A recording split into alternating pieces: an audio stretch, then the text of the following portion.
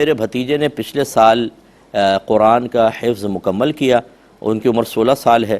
اب وہ اس سال گھر میں تراویح پڑھائے گا، کیا حکم شرع ہے؟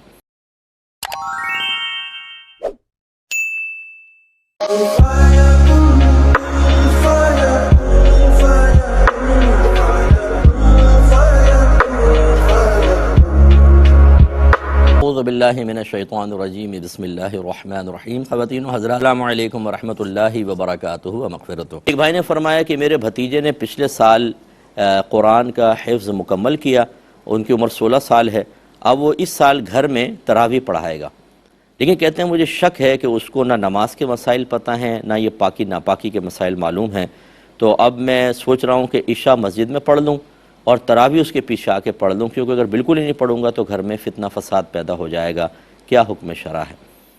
دیکھیں، پہلی بات تو یاد رکھیں جو آپ نے ایج بیان کی وہ ٹھیک ہے، یہ سب لوگ یاد رکھیں کہ نابالغ کے پیچھے بالغ کی نماز نہیں ہوتی۔ فقہ حنفی کی روشنی میں یہ مسلمہ اصول ہے، چاہے فرض ہو، نفل ہو، واجب ہو۔ لہذا اگر کوئی حافظ قرآن نابالغ ہے وہ امامت کریں تو نابالغ ان کے پیچھے کھڑے ہوں گے تو ٹھیک ہے، اگر بالغ کھڑے ہوں گے تو بالغ کی نماز نہیں ہوگی۔ لیکن 16 سال کا بچہ یہ تو بالغ ہے۔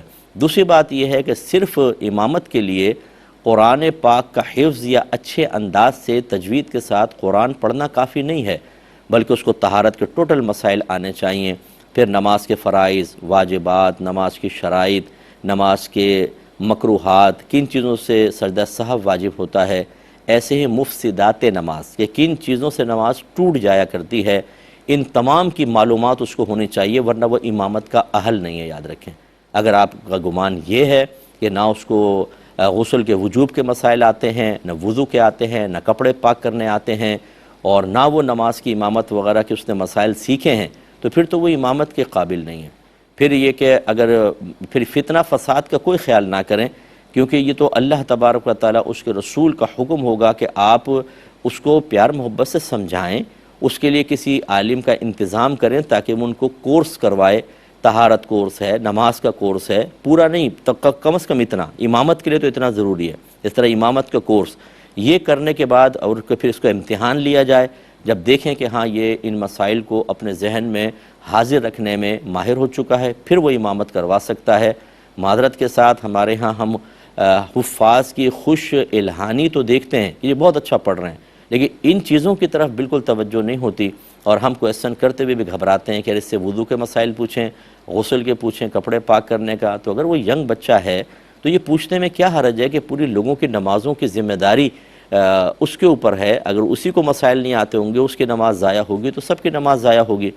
اور جو اس کا انتظام کرنے والے ہیں، یاد رکھیں وہ پورے برابر اس میں ان کی ذمہ داری میں شریک ہیں۔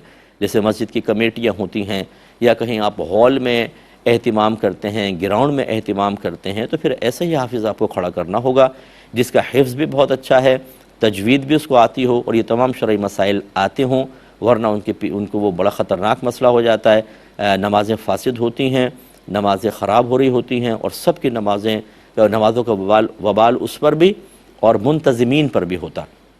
اس لیے آپ بالکل جھجکیں نہیں، کوئی عالم دین کو لے جائیں، کوئی صاحب علم کو بچے سے کویسچن کرے اور اندازہ کر لیں کہ اس کو آتا ہے کہ نہیں۔ اگر نہیں آتا تو پھر آپ مسجد میں پڑھیں، پھر آپ فتنے وغیرہ کا بالکل خیال نہ کریں، چاہے لوگ ناراض ہوں۔